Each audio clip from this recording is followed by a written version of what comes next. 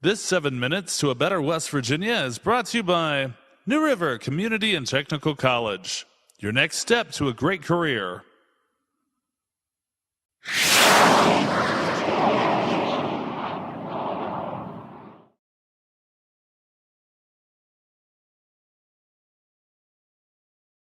A little bit. I understand that I'm supposed to give you a great idea for West Virginia. I have a lot of them. Coalfields Expressway would be nice right off the bat, but I know that you know all that.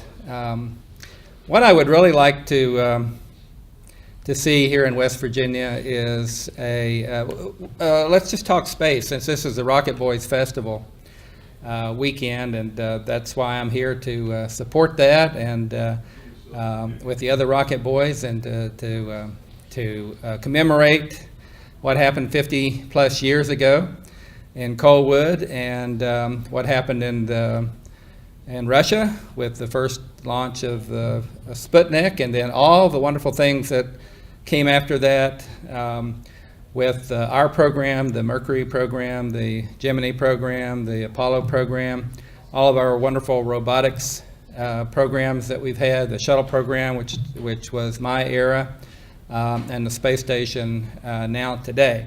The next step, though, that I see occurring in space, and already a lot of folks are starting to get interested in this, is mining in space, which, if you think about it, that West Virginia is just perfect for that.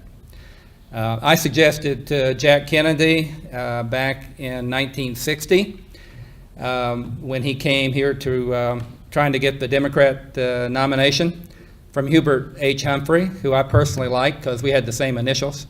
I suggested to Jack Kennedy and Welch that we should go to the moon. And Senator Kennedy asked me, well, why should we go to the moon? I was a bit of a loss at that. I just wanted to go there. But I looked around at all the coal miners. It was mostly coal miners standing around listening to Senator Jack Kennedy, who most of us couldn't understand because of his accent. But I suggested to him that maybe we just go up there and mine the blame thing. And all the coal miners said, well, heck yeah, West Virginia miners can mine anything. And he said, well, vote for me and maybe we'll go. As you noticed, we did go.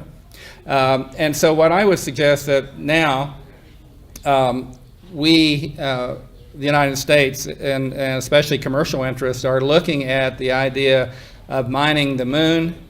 NASA's looking at mining asteroids. There are other commercial entities that are more serious about that actually, I think, will go to an asteroid and mine them.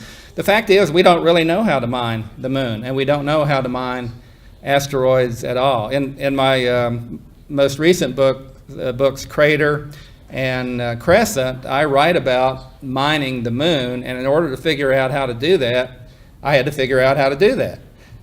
So I put my dad's hat on. My dad, probably one of the best mining engineers ever, and essentially came up with the scrapers that would be required, the loaders, the solar powered heaters that would be required. The product that you're going to get on the moon is something called helium-3. It's a gas, but it has to be heated out of a lot of soil in order to get the gas helium-3, which is useful for a lot of things. So what I would, and also for asteroids, how to mine asteroids is a problem because gravity is low there.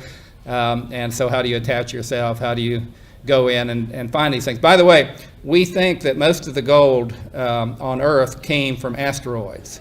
That's why there's so little of it. Probably most of it came from asteroids. The moon happens to be, if you look up all those craters that are up there, they're from asteroids. Probably one of them made out of gold, 100% pure gold. So that's where it's going after right there.